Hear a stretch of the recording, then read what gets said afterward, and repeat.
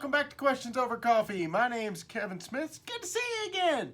Want a cup of coffee? Don't forget to like and subscribe so that you don't miss anything that's coming up on Questions Over Coffee.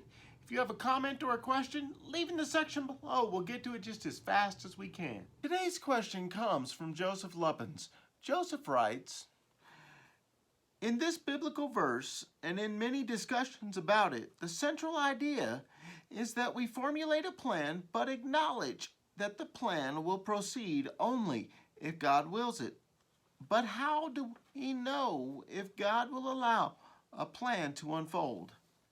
To make plans and execute on them is expensive in more ways than one, and the arrow of time moves only forward. We cannot uncrack the egg after it is fallen. Joseph, this is a great question because, well, to be honest, a lot of times we don't want to waste time. You know, we don't want to be like the people that Jesus talks about, where he says, you know, you don't make this plan for this tower and oops, I'm out of money, or whatever the case is, and end up with egg on our face, in a sense, from a cracked egg, you know. But how do we know if God is going to let us make a plan and allow that plan to unfold the way, you know, we hope it will? The easy answer is we have no idea. We can make some guesses, you know, as far as, you know, the people in James, you know, I'm going to go to this city and buy and sell, trade, make some money. You know, we can make some guesses. I've got good product here. You know, these people want my product, so therefore, but even that, we don't know that God's going to give us success. Because as we read the pages of the New Testament and even the Old Testament, there are people who make plans, like the Tower of Babel. They made plans, they were executing the plan, the Lord foiled their plan in Genesis 11. You know, like Paul in Acts chapter 16, you know, Paul's got his plan to preach the gospel in these regions, and the Spirit will not let him go into the regions for some reason. You know, God had other plans for them. The key question that we need to ask in looking at plans unfolding is, whose glory are we seeking? Is this for God's glory, or is this for my own glory?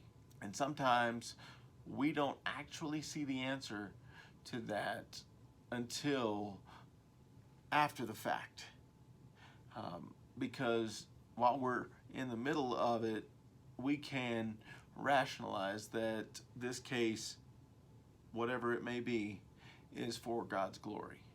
And sometimes the answer is yes, if your attitude was right. Let me give you an example from my own life. When my wife and I were getting ready to graduate from college, we had this great, glorious plan to go into the mission field. We selected a certain field. We were going to go into this field. So we began working with a congregation, and we began raising money and working out all the details and things like that. And nearly a year into the planning, we look at it and say, this isn't going to work. We're not going to make it to this field that we want to go to. And I mean, I am a meticulous planner. I had everything out, you know, planned as well and detailed as I could. It just didn't fly. I mean, we intended to go and work with a small church, reach the people there in that city, and build this church up. I didn't understand it at the time, why God allowed it to fail. Years have gone by since then, and I look back at it and say, Kevin, you would have royally messed that up. Royally, you would have brought a lot of disgrace on God. Because I'm replaying the thoughts that I had and the conversations I had. I wasn't boasting in the Lord. I wasn't boasting in how God was using us to get to this city or anything like that, or how God was granting us successes along the way. Not at all. I was boasting in myself. It was arrogance. It was looking back.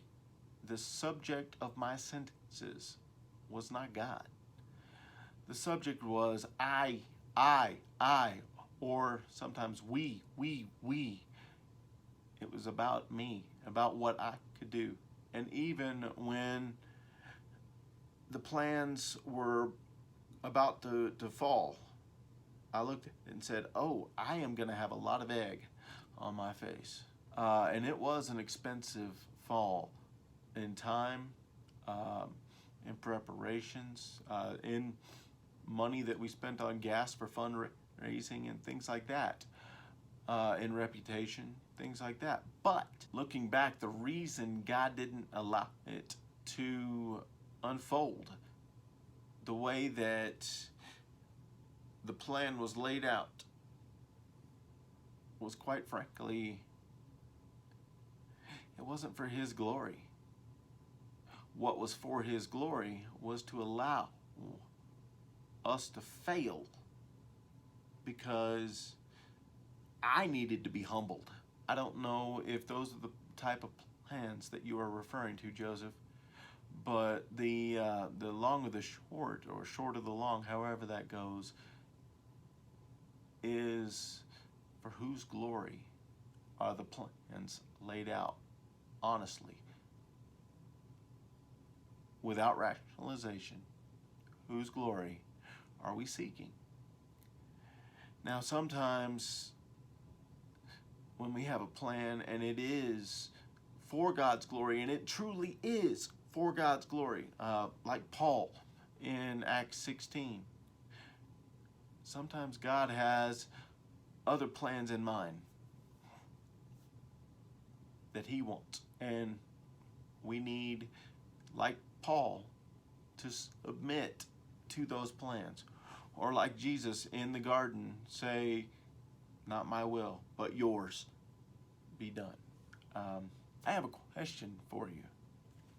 At what point do we look at a plan and say, wow, God is blessing this, or wow, God is not blessing this plan, and choose to either continue with the plan or choose to stop the plan and try something else?